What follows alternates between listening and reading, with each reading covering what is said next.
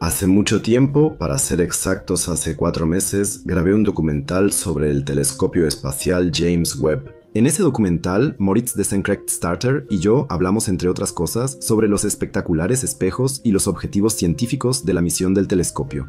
También hemos visto por qué el telescopio fue pospuesto tantas veces. Entre otras cosas, descubrimos que en un proyecto en el que están en juego tantas inversiones y también la reputación de la Agencia Espacial Estadounidense, Administración Nacional de Aeronáutica y del Espacio, la europea, Agencia Espacial Europea, y la canadiense, Agencia Espacial Canadiense, se requiere la máxima precaución para no poner en peligro el desarrollo del proyecto. Y otra vez un video sobre el telescopio espacial James Webb. ¿De verdad es necesario? Esta pregunta solo se puede responder con un claro sí. En el primer video, aunque hablamos de muchos aspectos del nuevo telescopio, el tema está lejos de haberse agotado. Por lo tanto, pueden considerar este video como una continuación del documental original. Vamos a hablar sobre el transporte del telescopio hasta el punto de lanzamiento, que por cierto fue una tarea muy delicada. Justo después hablaremos sobre el vuelo de WEBBS, el complicado despliegue y lo que significa estar en un punto de Lagrange del sistema Tierra-Sol. Luego analizaremos una vez más con mucho detalle los objetivos científicos del telescopio, el descubrimiento de una clase completamente nueva de planetas, la investigación de estrellas muy jóvenes y finalmente la colisión de galaxias. Y si les gusta el video, dejen un comentario, un like y compartan el video con otros. Vamos a empezar ahora y, una vez más, les espera un documental sobre el telescopio más importante de esta década.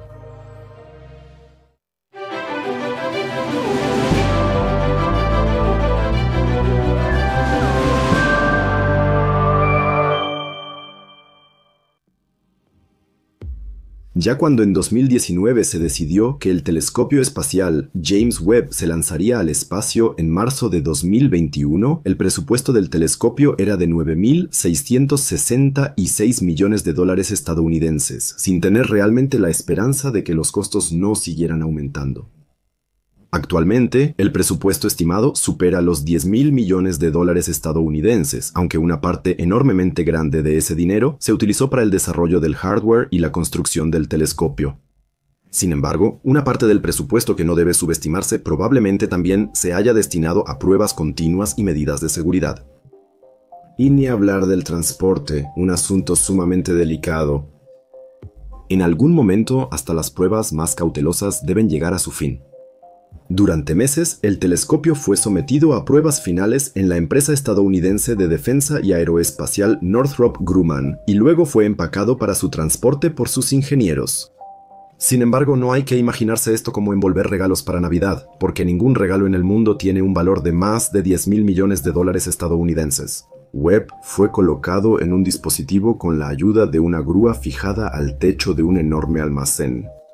Se movió con cuidado, a diferencia de la cámara rápida que se ve aquí, dolorosamente lento a una posición horizontal. De esta manera, Webb fue llevado al centro de 2 brazos metálicos.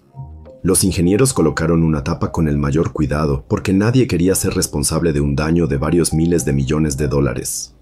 La estructura resultante se colocó luego en un contenedor más grande. Es importante señalar aquí que el telescopio en sí no debía tocar las paredes ni el fondo, porque cualquier contacto físico podría afectar los sensores sensibles del telescopio. Y solo para comparar, un telescopio que debe observar galaxias a una distancia de más de 13.000 millones de años luz y prácticamente mirar hasta el principio del universo, debería funcionar sin interferencias de cualquier daños. Por eso, solo el dispositivo en el que se colocó estaba fijado al fondo del recipiente de metal. Esto mantiene el telescopio casi suspendido, lejos de las paredes y el fondo. El recipiente de metal fue cerrado con una última tapa superior que, como podemos ver aquí en una imagen, fue asegurada con numerosos tornillos. Así que el telescopio probablemente está mejor protegido que las obras de arte o artefactos culturales más valiosos de este mundo.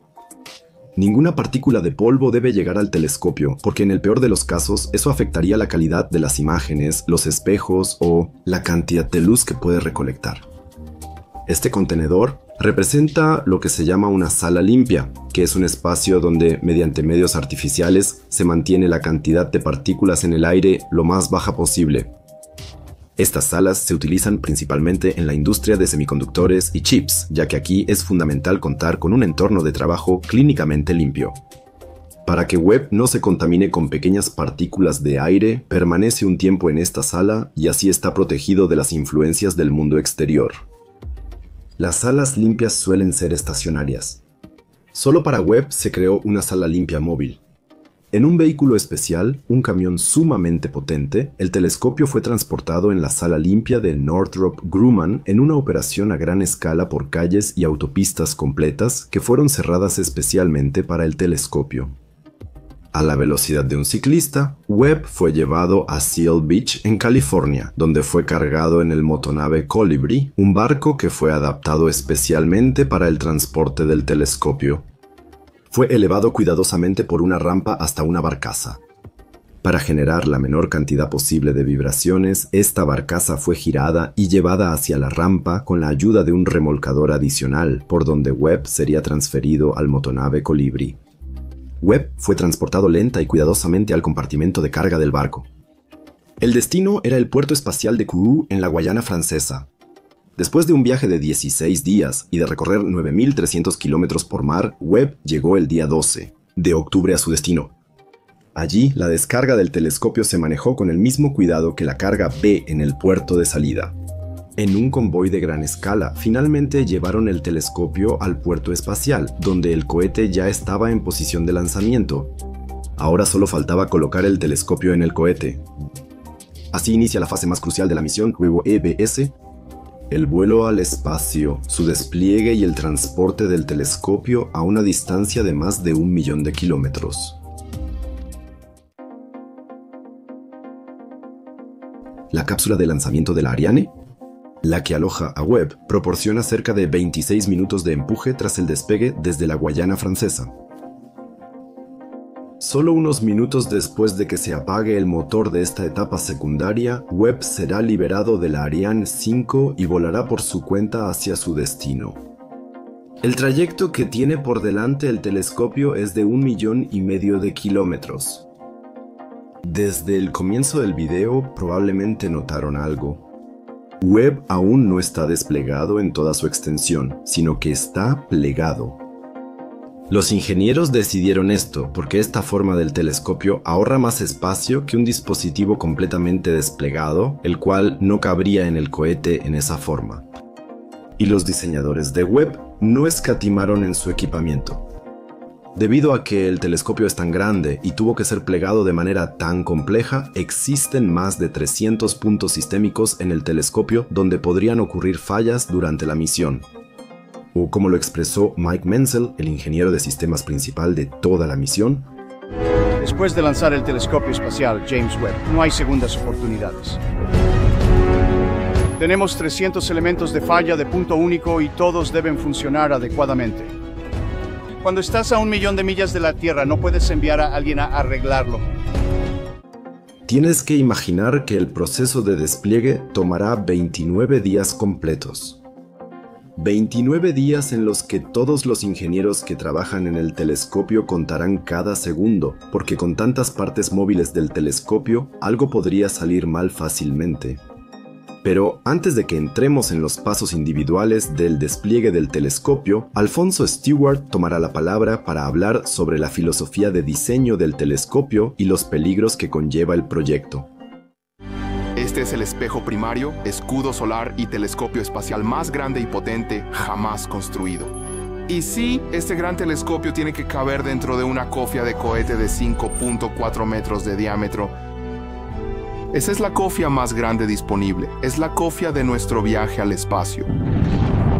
El Ariane 5, que es utilizado por la Agencia Espacial Europea, es una de las partes de cohete más potentes del mundo. Para superar el límite de tamaño de la cofia, construimos el Weben para que quepa como origami dentro de la parte del cohete. Y eso nos lleva a la parte más difícil de esta misión, que es desplegarlo en el espacio. El 50 despliegues principales y 178 mecanismos de liberación deben funcionar para desplegar esas 50 partes. Cada uno de ellos debe funcionar. El despliegue del telescopio Webb es la actividad de nave espacial más compleja realizada hasta ahora. Pero nada sobre el Webb es sencillo, es algo sin precedentes. No hay nada sencillo en enviar cualquier cosa al espacio. No se puede triunfar sin arriesgarse. La cápsula de transporte del Ariane 5 libera a Webb en el espacio de tal manera que el telescopio se encuentra en camino directo al punto de Lagrange L2 del sistema Sol-Tierra. Sin embargo, como el cohete podría desviarse un poco de la trayectoria debido a las turbulencias en la atmósfera terrestre, lo que se conoce como la corrección de curso intermedia 1A o también corrección de curso intermedia 1A está incorporada en la base de WEBB. Como su nombre lo indica, se trata de una especie de motor de corrección que puede compensar cualquier desviación del curso ideal. Si WEBB, por ejemplo, recibiera demasiado empuje del Ariane 5, el telescopio no podría simplemente regresar a la Tierra para ser reorientado, ya que de lo contrario las partes sensibles del telescopio serían destruidas por los rayos del Sol. En su lugar, el Ariane 5, por así decirlo, funcionará con un poco menos de rendimiento del que podría y Webb recibirá intencionalmente menos empuje, que luego será compensado por el motor de corrección de curso intermedia, 1A. Así se garantiza que Webb estará en curso pase lo que pase, en caso de que ocurra algo inesperado. Se realizarán correcciones de curso similares en otros 2 momentos durante el viaje de Webb. Y lo peligroso que es el vuelo del cohete para Webb nos lo explica una vez más el ingeniero jefe de sistemas Mike Menzel. Estás tomando este instrumento científico extremadamente delicado, preciso y avanzado, y lo estás poniendo en un cohete. Durante los siguientes 8 minutos la explosión del cohete te persigue hasta el espacio exterior. Vibrando. Temblando. Todo lo enviado al espacio debe resistir ese entorno y funcionar cuando llegue allá, sin que alguien vaya a arreglarlo. Después de la separación de los propulsores y la cápsula y de la liberación de Webb del espacio reducido del cohete, los paneles solares que generan energía de Webb se despliegan automáticamente sin intervención de los centros de control de la Administración Nacional de Aeronáutica y del Espacio para asegurar que el telescopio pueda abastecerse de energía propia lo más rápido posible. Eso sucede solo 28 minutos después del lanzamiento. Después se despliega su panel solar frontal. El telescopio será rotado múltiples veces previo a su lanzamiento, girado para permitir que ciertos componentes clave sean iluminados por la luz solar y queden listos para operar. Esto incluye el escudo solar frontal, cuyo despliegue es realizado por un equipo en tierra y representa la primera fase del proceso completo de despliegue de Webb. Después del escudo solar frontal, sigue el escudo solar trasero. Después sigue el despliegue del desplegable de torre de apoyo, es decir, la extensión del ensamblaje de torre desplegable.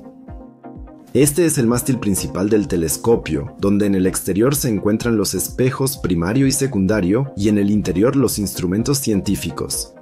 Eso es, por así decirlo, el núcleo del telescopio. La extensión de este mástil principal es necesaria para garantizar la separación térmica de la unidad base y el resto del telescopio. Al extender la parte más importante del telescopio, también se pueden desplegar los otros paneles de protección solar que están sujetos a los elementos del espejo. La torre desplegable de 2 metros es el vínculo entre la parte principal del telescopio y la base, a la que también se ha fijado una antena que envía datos de regreso a la Tierra. Poco después, se despliega la aleta de impulso trasera, una especie de escudo para proteger el telescopio de la presión del viento solar. Esto evita que Webb consuma demasiado combustible o que el viento solar lo desvíe de su curso. Así que esta pieza funciona como una especie de timón para estabilizar el telescopio, aunque su efecto real de dirección no es muy grande debido a lo extremadamente débil que es el viento solar.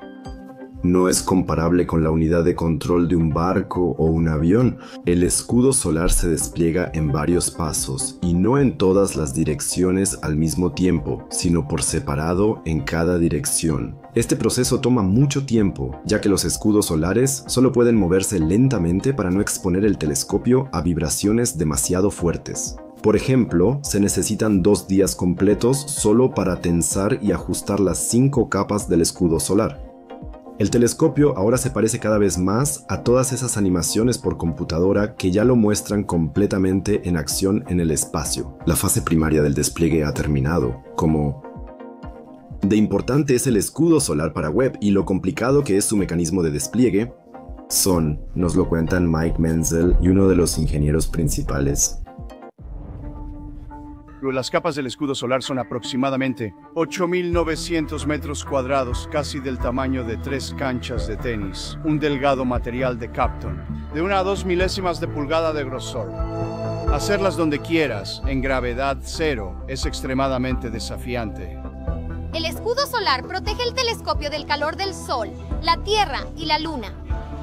El concepto es simple, pero no hay nada simple sobre el diseño o la operación, especialmente cuando llegas al espacio. El escudo solar de Webb incluye 140 mecanismos de liberación, cerca de 70 conjuntos de bisagras, 8 motores de despliegue cojinetes, resortes, engranajes, alrededor de 400 poleas y 90 cables, que suman un total de 1.312 pies. Todo esto solo para mantener el escudo solar bajo control mientras se despliega. Ahora vamos al despliegue de los espejos de Webb, el componente más importante del telescopio. Para ello, los 2 segmentos de espejo laterales deben moverse hacia adentro y el espejo secundario, que está sujeto a 3 varillas, debe desplegarse. Como Webb es un telescopio de espejos, la luz que recoge se dirige desde el importante espejo primario hacia el espejo secundario, que la luz, a su vez, la dirige hacia otros instrumentos que se encuentran detrás del espejo primario, por así decirlo, en la caja del telescopio. Así, después de desplegar el espejo secundario, primero se despliega un lado y luego el otro lado del espejo primario. Cada uno de estos lados sostiene 3 de los segmentos del espejo primario hechos de berilio. Esto también ocurre muy lentamente y en las animaciones que se ven aquí está representado mucho más rápido de lo que realmente sucederá. Webb ahora está completamente desplegado. Sin embargo, aún no está operativo. Debido al despliegue y movimiento de cada segmento, sus partes se calentaron ligeramente y, como el protector solar se instaló más tarde, al telescopio le faltaba una protección adecuada contra los rayos del sol. Grandes áreas de WB, que por suerte no son críticas, aún no han alcanzado la temperatura óptima de funcionamiento. Durante la fase de despliegue, el telescopio estuvo todo el tiempo en camino hacia el punto de Lagrange 2 del sistema Tierra-Sol. En el tramo final de su trayecto, un viaje que a partir de ese momento dura aproximadamente 2 semanas, el telescopio se enfría y así debe alcanzar la temperatura óptima de funcionamiento. Eso también es necesario, porque todos los instrumentos de WEBB funcionan en el espectro infrarrojo. Por eso, deben ser capaces de medir diferencias de temperatura muy sutiles de estrellas y otros objetos en la Vía Láctea y en el cosmos. Con instrumentos que están calientes, eso es muy difícil, por lo que estos deben estar muy enfriados para lograr una mejor sensibilidad. Una vez que llegue al punto L2, el telescopio pasará allí 5 meses para enfriarse completamente, ajustar finamente el arreglo de los espejos y calibrar los instrumentos. Debemos recordar una vez más que hasta ahora solo han pasado 29 días. Sin embargo, el mayor viaje aún le espera a Webb, ya que el telescopio todavía se encuentra en camino al punto de Lagrange 2. Un camino que llevará al telescopio más lejos de lo que cualquier ser humano ha viajado jamás al espacio. Una característica bastante impresionante de Webb es su capacidad para mover los segmentos de su espejo primario de manera independiente. Con la ayuda de 6 actuadores, pequeños motores que pueden cambiar ligeramente la orientación de los segmentos del espejo primario y también del secundario, se puede modificar la curvatura del espejo. Los segmentos primarios del espejo incluso tienen un actuador adicional en el centro para poder manipular aún más la curvatura. Esto le permite al telescopio reaccionar de manera más flexible a la luz entrante y captar la mayor cantidad posible de ella. Probar estos segmentos por sí solo toma varios días, y si en ese momento Webb aún no ha sido colocado exactamente en su trayectoria, esto se realiza ahora mediante la llamada quema de inserción en L2, o dicho de otra manera, la combustión de corrección en L2. Si la órbita ideal de L2 se desvía del punto óptimo o si el telescopio va demasiado lento o demasiado rápido, aquí se puede ajustar para alinearlo con la órbita final. Con esto terminan los preparativos y Webb ya está casi listo para operar. Como el telescopio aún no se ha enfriado lo suficiente, pero tampoco debe enfriarse demasiado rápido, esto se logra mediante tiras térmicas estratégicamente colocadas en puntos clave como los instrumentos o los segmentos del espejo, que ayudan a enfriar el telescopio de manera controlada. Como los instrumentos también deben calibrarse aún más, los astrónomos y los seguidores del telescopio en todo el mundo tendrán que esperar otros 5 meses hasta que Webb esté completamente operativo. Así que pasarán muchos meses antes de que podamos ver las primeras imágenes de Webb. Así que Webb ha llegado a L2 y está listo para su misión científica. Pero, ¿cómo puede el telescopio mantenerse en su objetivo? ¿Y qué nos dicen realmente los puntos de Lagrange? Ahora vamos a profundizar un poco más en estos puntos que son importantes para la astronáutica y la astronomía. Como es sabido, Webb orbitará el Sol en un llamado punto de Lagrange. Pero, ¿de qué se tratan estos puntos? ¿Y Webb se ubicará exactamente en ese punto? En términos generales, podemos describir los puntos de Lagrange como posiciones en el sistema de dos cuerpos celestes, donde, por ejemplo, las fuerzas gravitacionales de una estrella y de un cuerpo celeste que la orbita se cancelan entre sí. Por eso también se les llama puntos de libración, del latín librare, que significa mantener el equilibrio. Los objetos que orbitan el Sol en estos puntos y mantienen más o menos esa posición casi no necesitan propulsión para quedarse en su lugar, lo cual es casi perfecto para satélites o telescopios espaciales. Estos puntos llevan el nombre del matemático italiano Joseph Louis de Lagrange, quien vivió de 1736 a 1813. Él fundó la mecánica celeste analítica y se ocupó, entre otras cosas, de funciones complejas y del llamado problema de los tres cuerpos en la mecánica celeste, del cual finalmente surgieron los puntos de Lagrange. Lagrange descubrió algo muy útil sobre estos puntos de liberación. Un cuerpo celeste ligero y uno pesado orbitan alrededor del Sol a la misma velocidad orbital, mientras que la posición del satélite con respecto a este no cambia. En un sistema de dos cuerpos como el Sol y la Tierra, siempre hay 5 puntos de Lagrange. Por ejemplo, el punto de Lagrange 1 ha resultado ser especialmente útil para la astronomía solar. Aquí, los satélites se encuentran, vistos desde el Sol, delante de la Tierra, siempre tienen una vista libre de Sol y pueden orbitar el Sol completamente sin propulsión. Los técnicos en la Tierra tampoco tienen que preocuparse por los satélites, porque tanto el Sol como la Tierra ejercen la misma fuerza gravitacional sobre el satélite y se equilibran entre sí. Pero ¿cómo es posible que existan esos puntos? Como saben los aficionados a la astronomía y física, los cuerpos celestes tienen una fuerza gravitacional específica. Esta es la base de la mayoría de las mecánicas celestes en nuestro universo, ya sea a escala galáctica o solar. Cada cuerpo en el universo posee, debido a la gravedad, una llamada esfera de Hill, o también conocida como región de Hill.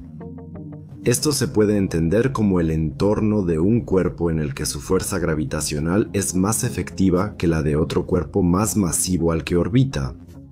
En relación con el sistema Tierra-Sol, la esfera de Hill de la Tierra es naturalmente mucho más pequeña que la del Sol. Alrededor de la Tierra, entonces, hay una zona en la que las fuerzas gravitacionales de nuestro planeta superan a las del Sol. Si uno se aleja lo suficiente, ya sea en dirección al Sol o alejándose de él, la influencia de la Tierra disminuye. Como el Sol domina gravitacionalmente todo el sistema solar, los ingenieros y astrónomos solo necesitan colocar un satélite en una posición donde las esferas de Hill de ambos cuerpos celestes estén equilibradas. Esos son los puntos de Lagrange.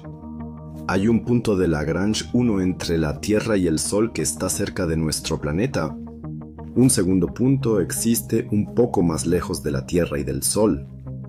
Este, visto desde la Tierra, está más lejos que el E1, porque cuando nos alejamos del Sol, también su fuerza gravitacional hacia el exterior del sistema solar se debilita. Existen otros 3 puntos de liberación. Uno de ellos, curiosamente, se encuentra en el lado opuesto del sistema Tierra-Sol. específicamente donde la Tierra se encuentra a medio año de distancia en el tiempo en el lado opuesto de su órbita. Asimismo, si trazáramos una línea recta entre el Sol y la Tierra, existen dos puntos de liberación que están a un ángulo de 60 grados del Sol. En total, hay 5 puntos de Lagrange que los astrónomos pueden aprovechar. Como el Webb estará a 1.496.000 kilómetros de nuestro planeta, tampoco será perturbado por las emisiones de radio de la Tierra. Aunque el telescopio trabaja en el espectro infrarrojo, las transmisiones de otros dispositivos tecnológicos, de los cuales la Tierra tiene miles de millones, aún podrían causar interferencias y alterar los instrumentos de medición sensibles del telescopio. La gran distancia también tiene la ventaja de que el calor propio de la Tierra y de la Luna, o sea, la luz solar reflejada por ellos, no puede interferir con el telescopio. Así, sus radiadores pueden enfriar el telescopio de manera más eficiente y llevarlo a la temperatura de funcionamiento adecuada, ya que las observaciones en infrarrojo requieren temperaturas muy bajas. Pero ahora, lo más emocionante para el final. De hecho, el telescopio orbitará la Tierra detrás de ella en un gran halo, una órbita circular. Consumiría demasiado combustible mantener el telescopio exactamente en un punto detrás del planeta. Por eso, los astrónomos eligieron una posición en la que el telescopio orbita la Tierra de manera vertical, visto desde la eclíptica del sistema solar. Más exactamente, no orbita la Tierra, sino el punto de equilibrio común del sistema Tierra-Sol, es decir, el punto de Lagrange 2.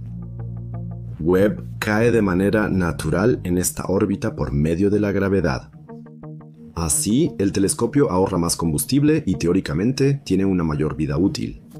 Porque aunque los satélites en L2 pueden operar con relativamente poco combustible, no hay una ausencia total de fuerzas gravitacionales y debido a las inexactitudes que tiene cada órbita en el sistema solar, así como a la distancia cambiante entre los cuerpos celestes, una órbita en L2 también debe mantenerse energéticamente. Otro factor también tiene que ver con Hubble. Este se encuentra en una órbita baja terrestre y cada 90 minutos entra en la sombra de la Tierra, lo que corta el suministro de energía al telescopio. Este problema no lo tendrá Webb, ya que la sombra de la Tierra a 1,5 millones de kilómetros de distancia apenas tiene importancia, y debido a la órbita circular y vertical no llega al telescopio. De esta manera, Webb tiene por un lado más tiempo de observación y por otro, los paneles solares del telescopio están constantemente iluminados por la luz solar, por lo que la energía está disponible prácticamente sin interrupción. Así que la órbita está absolutamente justificada por los altos costos de este proyecto tan prolongado. Pero ahora que Webb se encuentra en la órbita vertical alrededor de la Tierra, ¿qué va a observar exactamente y cuáles son sus objetivos? Ahora vamos a hablar de 3 objetivos científicos que son muy interesantes y de los que, gracias a Webb, obtendremos muchos nuevos conocimientos. El descubrimiento de una misteriosa clase de planetas, el nacimiento de estrellas y, finalmente, la colisión de galaxias.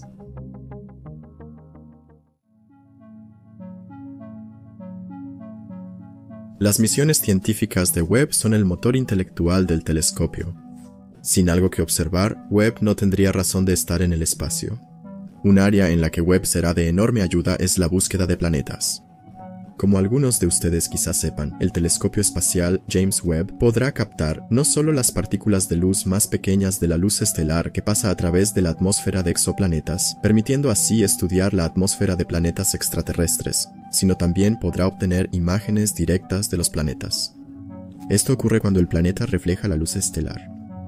Estas imágenes directas no revelarán paisajes grandiosos ni ninguna construcción extraterrestre, porque Webb no es lo suficientemente sensible para eso. Sin embargo, podrán buscar estos planetas de manera independiente de métodos como el de tránsito o el de velocidad radial, o estudiar con mayor detalle exoplanetas ya conocidos. Este Fake-Earth Webbs brillará especialmente cuando el telescopio estudie planetas con una alta albedo, es decir, cuerpos celestes que tienen una alta capacidad de reflejar la luz. Cuanto mayor sea la albedo, más luz solar o la luz de las estrellas será reflejada por el planeta debido a superficies blancas como el hielo u otras superficies reflectantes. Queremos usar este método para encontrar exoplanetas aquí, ante la ausencia de uno real. Bautizaremos este término existente como el método de reflexión. Pero, ¿qué aporta Webb completamente nuevo a la astronomía? Bueno, gracias a la alta sensibilidad a la luz del telescopio, los científicos podrán estudiar una clase de planetas completamente nueva y hasta ahora poco comprendida, los subneptunos. Probablemente todos los entusiastas de la astronomía conocen las supertierras, planetas que son más masivos y grandes que la Tierra, pero que aún tienen una forma terrestre. Si ahora se avanza a un nivel más en términos de masa, existen esos planetas que están en algún lugar entre una supertierra y un planeta similar a Neptuno. A veces las supertierras también se incluyen en esta categoría, pero preferimos llamarlas subneptunos o mini-neptunos. Pero primero, hay que señalar que la investigación de exoplanetas en general tiene apenas unas pocas décadas de existencia. Durante siglos, los astrónomos se han centrado principalmente en investigar galaxias y estrellas, lo cual no es sorprendente considerando su gran luminosidad. Y aunque nuestra galaxia probablemente alberga miles de millones de exoplanetas de todo tipo de tamaño, color y masa, solo se conocen unos pocos miles, en parte porque emiten muy poca luz propia, y en general solo pueden ser detectados mediante métodos indirectos como la velocidad radial o el método de tránsito. Aunque Webb podría cambiar eso gracias a su alta sensibilidad, permitiendo teóricamente métodos de observación directa mediante la técnica de reflexión, incluso este telescopio no encontrará planetas en abundancia. Como ya se mencionó, los planetas no emiten luz propia, por lo que son extremadamente difíciles de encontrar.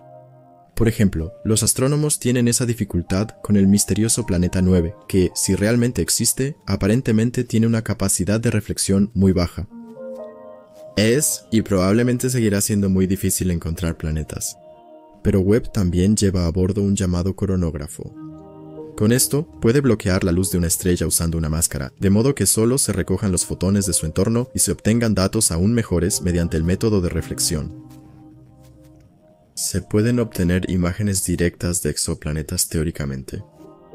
Y aunque los términos técnicos mini-Neptuno, subneptuno o supertierra puedan parecer confusos, también se pueden distinguir diferencias entre ellos. El investigador planetario Ren-Yu Hu dijo sobre este problema: el término supertierra implica un planeta que simplemente es una tierra en forma aumentada, con una estructura similar y un radio ligeramente mayor. Sin embargo, sabemos que los planetas con un radio de 1.7 a 3.5 tierras forman una clase completamente propia de planetas. Una que no queremos llamar simplemente supertierra, ya que estos parecen ser planetas rocosos con un radio de mínimo 1.2 hasta un máximo de 2 radios terrestres. Por eso, la comunidad de investigadores planetarios aún no ha decidido cómo llamar a los planetas que tienen un radio entre 1.7 y 3.5 masas terrestres. Esa es la situación actual, ya que desconocemos la composición de estos planetas. Pueden ser terrestres, es decir, estar compuestos de roca y tener atmósferas masivas de agua o hidrógeno. Quizá podríamos llamarlas supertierras con atmósferas exóticas. O también planetas oceánicos o mundos de agua. O se puede tomar una perspectiva un poco diferente y verlos como planetas con una capa masiva de agua y una atmósfera masiva de hidrógeno, como Neptuno. De esta manera, se les podría llamar subneptunos o mini-neptunos. ¿Pero qué tiene que ver el telescopio espacial James Webb con esta extraña clase de planetas? Parece que los subneptunos o mini-neptunos son muy comunes en la galaxia. Además de estos, se encuentran muchos planetas como supertierras o Júpiteres calientes. Enormes planetas gaseosos que orbitan muy cerca de sus estrellas. De hecho, estos son los planetas más comúnmente encontrados. Pero, ¿por qué se sabe tan poco sobre la clase de los subneptunos? Estos planetas parecen estar envueltos en un gran misterio. Los astrónomos comparan este fenómeno con una niebla o smog que cubre tanto la superficie de estos planetas como nuestro entendimiento sobre ellos. Para averiguar de qué están hechos estos planetas, hay que estudiar su atmósfera. Como ya mencioné, los subneptunos están formados por atmósferas densas llenas de hidrógeno. ¿Y cómo se demuestra eso idealmente? Bueno, como cada material en el universo tiene una firma muy específica en la espectroscopía, se puede captar la luz de las estrellas que atraviesa las atmósferas de los exoplanetas y llega hasta nosotros. Cada gas en la atmósfera absorbe partes muy específicas de la luz y, por así decirlo, las bloquea. Si descompones esta luz usando un espectrógrafo en sus componentes, aparecen líneas negras que atraviesan verticalmente el espectro, las cuales representan elementos específicos y bloquean la luz de la estrella justo en esos puntos. Hasta ahora, esto ha permitido investigar con bastante éxito las atmósferas de exoplanetas del tamaño de la Tierra o supertierras. Pero por alguna razón, los subneptunos parecen absorber mucha más luz que sus hermanos menores, las supertierras.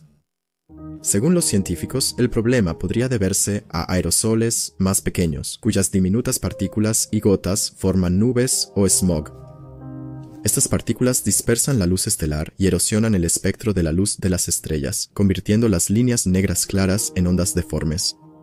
Así, vuelven el espectro casi inservible, pues ya no se puede determinar la composición atmosférica. Aquí es donde Webb entra en acción. Los científicos están seguros de que el telescopio permitirá una visión más clara de los subneptunos. Eso se debe a que Webb puede observar sin la interferencia de la atmósfera terrestre y, gracias a un espejo mucho más grande en comparación con el telescopio espacial Hubble, puede captar mucho más luz que puede ser captada y analizada. Ya en el primer año de funcionamiento de Webb se planea investigar 2 planetas del tamaño de Neptuno, el subneptuniano arquetipo Gliese-Yahrais 1214b y TOI 412b, un descubrimiento más reciente. Pero Webb no solo podrá captar más luz, como su especialidad es principalmente la observación de los componentes infrarrojos de la radiación, podrá estudiar muy bien las temperaturas de las atmósferas de los subneptunianos. Esto se logra principalmente gracias a la llamada espectroscopía de transmisión. Si hay moléculas como agua, metano o amoníaco en grandes cantidades en las atmósferas de los subneptunianos, deberían ser evidentes en el espectro de transmisión. La luz del infrarrojo medio no debería ser dispersada por los aerosoles, como ocurre con la luz en la parte visible y en el infrarrojo cercano del espectro. Pero Webb no solo podrá observar eso. El telescopio es tan sensible que también puede observar la emisión infrarroja del propio planeta. Esto es totalmente novedoso para los astrónomos y posiblemente brindará el primer vistazo detallado a la superficie planetaria. Lugares más calientes, como los volcanes, podrían observarse en exoplanetas del tamaño de la Tierra y otras fuentes de emisión en planetas subneutrónicos. Por cierto, esto se llama espectroscopía de emisión térmica y, en la forma en que lo introduce Webb, es una especie de revolución para la astronomía, ya que Webb no solo podrá observar todo el espectro infrarrojo con mucha precisión, sino que también tiene una sensibilidad increíble gracias a sus espejos primarios altamente reflectantes y recubiertos de oro. De esta manera, principalmente se estudiará el subneptuno Gliese-Yahrais 1214b que está a 48 años luz de distancia, uno de los planetas más estudiados de la Vía Láctea. Aquí, la espectroscopía de transmisión y de emisión térmica permitirá una visión hasta ahora desconocida sobre la composición del planeta. Sin embargo, ni siquiera Webb podrá obtener una visión directa del planeta, ya que está demasiado cerca de su estrella y queda eclipsado por su brillo. Aún así, podemos estar expectantes por lo que revelarán ambos métodos de espectroscopía y los secretos que se esconden detrás de las gruesas atmósferas tipo smog de los exoplanetas subneptunianos. Así se espera que Webb pase a la historia como el telescopio que desveló el misterio de los subneptunos. ¿Podemos estar expectantes por los resultados venideros? Y con eso le regreso la palabra a Iggy. Como ya vimos en la primera parte del documental sobre el telescopio espacial James Webb, el telescopio, gracias a su observación en el espectro infrarrojo, será capaz de penetrar las nebulosas de emisión y así echar un vistazo detrás de las nubes de gas y polvo que a menudo bloquean nuestra vista de estrellas jóvenes u otras formaciones interesantes. Mencionamos brevemente que Webb observará principalmente la formación de estrellas jóvenes que están en proceso de formación y que tienen a su alrededor lo que se llama un disco protoplanetario. De ese disco también surgieron nuestros planetas. En la época de la formación del sistema solar, no eran más que discos de acreción de material extremadamente caliente, que solo después de millones de años de colapso gravitacional formaron planetas. Aquí queremos echar un vistazo aún más detallado a lo que esto realmente significa. ¿Pero qué implica observar estrellas jóvenes? Esta pregunta aborda, entre otros temas, el proceso de formación estelar. Esto comienza cuando las nubes de gas empiezan a colapsar, generalmente debido a un efecto externo como una supernova. Partes de la nebulosa se vuelven inestables y las masas de gas y polvo, que normalmente están distribuidas uniformemente, comienzan a unirse debido a su propia gravedad. Cada vez más material fluye hacia un centro común, hasta que eventualmente se acumula tanto material que el centro, bajo una gran presión, comienza a fusionar hidrógeno. Ha nacido una protoestrella. Después de que comienza la fusión nuclear, la estrella envía constantemente viento estelar y radiación a su entorno. Esto disipa el disco circunestelar que aún está presente y lo empuja hacia afuera. Se forman centros de masa más pequeños de la nube de gas original que se convierten en planetas o incluso en una segunda estrella. Si se observa un sistema estelar en esta fase, se ven imágenes como la que ALMA tomó del joven sistema estelar HL Tauro con su disco protoplanetario. Esta es una de las imágenes más nítidas que se han tomado de una estrella joven y su disco protoplanetario. En el centro está HL Tauro y a su alrededor se pueden ver formaciones en forma de anillos. Estos son los lugares donde se forman los planetas. Más precisamente, hay cuerpos celestes adicionales en los lugares donde los anillos del disco están interrumpidos. Aquí, centros de masa más pequeños, supertierras, subneptunos, planetas del tamaño de Júpiter, etc. han atraído y absorbido material circundante con su gravedad. El resto del disco protoplanetario sigue estando compuesto de material caliente, principalmente gas y polvo, que aún no se ha convertido en planetas. Este material restante será absorbido por los planetas existentes o se convertirá en cinturones de asteroides o mini-planetas. Lo que vemos aquí no es simplemente un sistema estelar joven en formación. Debemos darnos cuenta de que aquí está surgiendo un sistema completo con todos sus planetas individuales, órbitas y diferentes características, como nuestro sistema solar. Sin exagerar, se podría decir que aquí está ocurriendo una creación que también nos hizo posibles a nosotros, los humanos, que con nuestra capacidad de sentirnos y reconocernos a nosotros mismos, reflexionamos sobre la génesis de otro mundo. Este sistema tiene apenas 100.000 años de antigüedad. Ya en 1975 hubo los primeros indicios del disco protoplanetario. Pero una confirmación definitiva solo fue realizada por los telescopios del Atacama Large Millimeter Array, conocido como Atacama Large Millimeter Array, de donde proviene esta imagen. Estos exploran el cielo en el rango de los milímetros y trabajan juntos, combinando las observaciones de varios telescopios. Cuando 10 o más telescopios estudian el mismo objeto en el cielo, la precisión de las imágenes es muy alta, así que un solo telescopio nunca sería capaz de proporcionar una imagen tan nítida de un sistema en formación. Ahora, uno podría objetar, ¿para qué sirve Webb si ya existen telescopios o conjuntos de telescopios como Atacama Large Millimeter Array que pueden capturar imágenes tan increíbles? Los sistemas estelares jóvenes frecuentemente están ocultos detrás de enormes nubes de gas y polvo.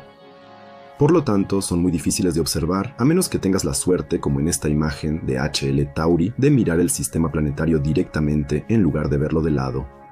Afortunadamente, ese no parece haber sido el caso con este joven sistema estelar. Sin embargo, Webb sería capaz de mirar detrás de estas nubes de material y así encontrar estrellas jóvenes con discos protoplanetarios en lugares que son demasiado impenetrables para los sistemas de telescopios existentes. Las emisiones infrarrojas de las estrellas no son bloqueadas por estas nubes. De esta manera, se pueden registrar con gran precisión las diferentes temperaturas de un sistema estelar joven, y tal vez incluso, como escuchamos en el capítulo de los subleptones, se puedan obtener imágenes directas de planetas al captar las emisiones térmicas de los cuerpos celestes mediante espectroscopía de emisión térmica. Por ejemplo, si uno observa los discos circunestelares del joven sistema AS-209, que también fue registrado por Elmer y que se encuentra a 410 años luz del Sol, se ve una imagen similar a la de HL Tauri. Sin embargo, se pueden notar distancias mucho mayores entre los anillos. Existe una gran distancia entre el anillo más externo y el siguiente anillo interno más cercano. Aquí uno puede imaginar fácilmente que se forma un planeta gaseoso extremadamente masivo que toma mucho material de esta zona. Tanto material que probablemente otros planetas más pequeños ni siquiera puedan formarse. Las distancias entre los anillos internos de este sistema son mucho menores, por lo que aquí, a pesar del enorme planeta, probablemente se formen pequeños planetas rocosos. Mediante espectroscopía de emisión térmica, Webb podría ahora descubrir los planetas individuales, ya que estos apenas se han formado y por lo tanto todavía deben tener una temperatura alta. Webb podrá medir el tamaño de los planetas en formación, su masa y su distancia a la joven estrella, y así nos dará perspectivas nunca antes vistas sobre la creación de nuevos mundos. Perspectivas que no solo nos darán imágenes más nítidas, sino que también podrían ofrecernos un mapa de sistemas estelares jóvenes, que en términos de resolución y precisión serán insuperables durante mucho tiempo.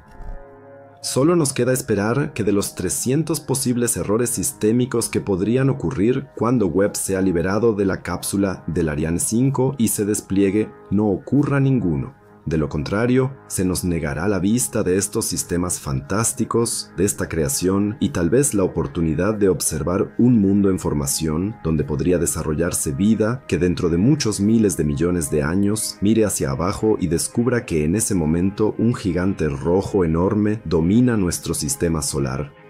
Y quién sabe, tal vez esos astrónomos extraterrestres encuentren señales de nuestra presencia.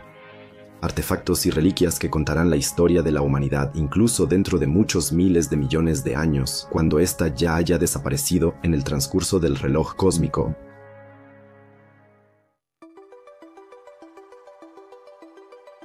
Las galaxias nos muestran cómo se organiza la materia a gran escala.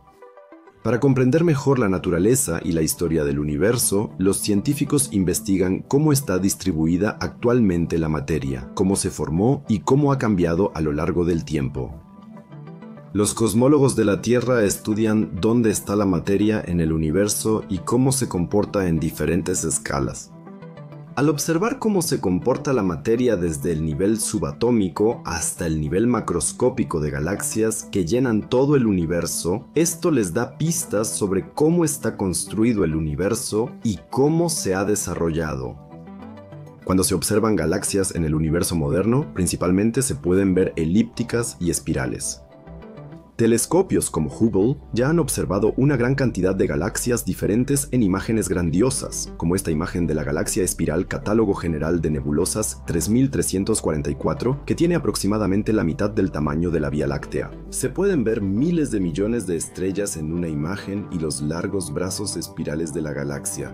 En el centro, como en cualquier galaxia grande, se puede ver un bulbo brillante que probablemente alberga un agujero negro supermasivo en su núcleo. Aquí, la concentración de estrellas grandes y calientes es tan alta que es la característica más distintiva de una galaxia. Pero las galaxias como Catálogo General de Nebulosas 3344 no siempre se vieron así. Las estructuras espirales más grandes de las galaxias, como las conocemos hoy y como también las tiene la Vía Láctea, se formaron a lo largo de muchos miles de millones de años a través de varios procesos diferentes. Estos incluyen, por ejemplo, la colisión de galaxias más pequeñas entre sí. Las enormes galaxias elípticas también se forman por la colisión con galaxias más pequeñas. Se desgarran entre sí y finalmente se fusionan. Se cree que todas las galaxias masivas del universo han pasado por al menos una gran fusión desde que el cosmos tenía 6.000 millones de años. Pero en cuanto observamos galaxias a distancias realmente extremas, es decir, galaxias que están al menos a 10.000 millones de años luz, la imagen es completamente diferente. Muchas de las galaxias tienden a ser más pequeñas y grumosas, a menudo con enormes regiones de formación estelar en los nodos masivos. Sin embargo, no se observa nada de espirales ni de otras estructuras delicadas como las de las galaxias modernas. En resumen, estructuralmente se ven completamente diferentes a las galaxias modernas. Webb ayudará a investigar la evolución de las galaxias. Para ello, el telescopio echará un vistazo muy profundo al pasado. Una mirada tan lejana al pasado como ningún otro telescopio lo ha hecho antes. Como los telescopios como el Hubble a menudo alcanzan un cierto límite en la observación de galaxias, ya sea por grandes cantidades de gas y polvo en una galaxia o simplemente por espejos de telescopio demasiado pequeños, el Webb, gracias a su alta sensibilidad, puede captar más fotones y analizarlos además en un espectro muy amplio. Es cierto que en el telescopio solo está disponible la gama infrarroja, pero en esta, el telescopio es el verdadero rey. Mientras que el Hubble solo puede observar una pequeña parte del infrarrojo, todo el espectro visible y una fracción del espectro ultravioleta, el Webb tiene un rango de observación espectral que es en total más de 3 veces mayor que el del Hubble. Esto permitirá observar detalles ocultos en galaxias para otros telescopios, lo que podría formar nuevas. Por ejemplo, se podrían investigar galaxias para ver dónde se concentra la materia y en qué regiones se forman estrellas. Asimismo, los movimientos de las galaxias pueden determinarse con gran precisión mediante la observación del corrimiento al rojo y al azul. Esto también incluye la observación de estrellas, que antes tenían una distribución muy diferente a la actual. Las observaciones posteriores de cientos de miles de galaxias proporcionarán a los científicos suficiente material de datos para ayudarles a comprender mejor la distribución de elementos más pesados que el hidrógeno en las galaxias tempranas y cómo estos se distribuyen de manera diferente a lo largo de los muchos miles de millones de años de evolución de una galaxia. También les revelarán a los astrónomos información sobre la fusión de galaxias y por lo tanto sobre la evolución de las propias galaxias. Pero retrocedamos un poco. La astronomía, en general, se refiere al estudio del pasado cosmológico. Todo lo que la humanidad observa en el espacio es algo que ya ocurrió en el pasado, no en el momento de la observación. Eso aplica tanto a la observación lunar como a la de galaxias. La luz que nos llega del acompañante lunar de la Tierra tiene al menos un segundo de antigüedad. En sentido estricto, siempre vemos una imagen de la Luna con un segundo de antigüedad, nunca una imagen actual. Con las galaxias, esto sucede en una escala completamente diferente, que va desde varios cientos de miles, pasando por cientos de millones, hasta más de una docena de miles de millones de años. Los astrónomos siempre observan el pasado del cosmos. Pero serían malos científicos si solo se interesaran por el pasado, por muy importante que éste sea. Pero, por paradójico que parezca, lo que ha sucedido en otras galaxias nos muestra la evolución de nuestra propia galaxia. ¿Y qué papel jugará Webb en esto? Ya sabemos que el telescopio también observará la fusión de galaxias. Sin embargo, lo que sucede en detalle durante una colisión solo se conoce superficialmente hasta hoy. Por ejemplo, Webb observará con gran detalle las zonas de contacto de galaxias en colisión y descubrirá cuántos años tienen las galaxias que chocan, qué elementos están presentes en mayores o menores cantidades en las galaxias y qué estructuras provoca la colisión. Estructuras que no se pudieron observar en fusiones de galaxias ya estudiadas porque están ocultas detrás de un velo ultradenso de nubes caóticas de gas, polvo, estrellas arrojadas unas sobre otras y otros objetos celestes. Con las capacidades infrarrojas del telescopio, los científicos pueden crear mapas térmicos completos de colisiones galácticas y así obtener una nueva perspectiva sobre el desarrollo de las galaxias. Y como ya se mencionó, esas observaciones también nos muestran el futuro de nuestra propia galaxia. Esto se debe a que en miles de millones de años nuestra galaxia colisionará con la galaxia de Andrómeda. Al observar las llamadas galaxias elípticas, los científicos podrán entender mejor qué sucederá después de la colisión de dos galaxias de tamaño similar, como Andrómeda y la Vía Láctea. La colisión de ambas galaxias será tan disruptiva que todas las estructuras serán destruidas durante miles de millones de años. El resultado será una galaxia elíptica llamada Mictromeda, despojada de cualquier forma delicada y de brazos espirales, que apenas formará nuevas estrellas y que, durante los próximos varios miles de millones de años, se irá volviendo cada vez más tenue, hasta que eventualmente ya no se podrán ver estrellas. Al observar galaxias elípticas existentes con Webb, los astrónomos pueden ver qué tipo de galaxia será realmente Mictromeda y qué le depara el futuro a nuestro propio hogar galáctico, la Vía Láctea.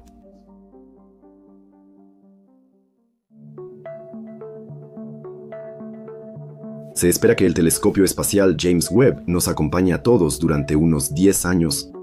Tomará imágenes fantásticas de estrellas jóvenes, galaxias en fusión y probablemente también de planetas que otros telescopios ni siquiera podrían observar directamente. Sin embargo, James Webb también enfrentará varias limitaciones, algo inherente a cualquier dispositivo tecnológico. Será incapaz de tomar imágenes en el rango de radio, en el espectro visible, ultravioleta o incluso en el espectro de rayos X. Pero con un costo de más de 10.000 millones de dólares, los científicos no se quedan atrás. Aunque hay muchos, no puede hacerlo. Pero aún más, no pensé que el telescopio fuera capaz de hacer eso. Webb no es otra cosa que un hito para la astronomía. Webb ya está a bordo del Ariane 5 o aún se somete a las últimas pruebas. Todavía no es seguro el lanzamiento planeado para el 22 de diciembre. Si Webb despegará ese día o no, todavía es incierto. Todo debe terminar, incluso este video. También podría durar 3 horas. Podría hablar durante varias horas solo sobre las misiones científicas de Webb con mucho detalle. Pero ningún texto sobre el telescopio le hace justicia a lo que nos espera. Es imposible describir lo que nos espera. Tiene que ser experimentado. Y para llegar a esa experiencia, todo tiene que salir bien el día del lanzamiento y en los meses siguientes. Ninguno de los 300 posibles errores sistémicos que podrían llevar al fracaso del proyecto debe ocurrir, porque no solo serían años de espera en vano, sino que también la reputación de la Administración Nacional de Aeronáutica y del Espacio quedaría irremediablemente dañada. En el proyecto trabajaron decenas de miles de personas que, a través del telescopio, deben darnos una visión de las cosas más antiguas y más jóvenes del cosmos. Este proyecto es algo que realmente nos importa y nos conmueve profundamente. Me alegra que hayan llegado hasta aquí. Ahora los dejo ir y, al igual que ustedes, esperaré ansioso. Deseemos lo mejor para el telescopio y su equipo. Se merecen que funcione. Gracias en este punto también a Yoyo y Enano Rojo, quienes me ayudaron a grabar el guión. Cuídense, que les vaya bien y vivan mucho tiempo y en paz. Aquí estuvo el Cosmos de hoy, fin.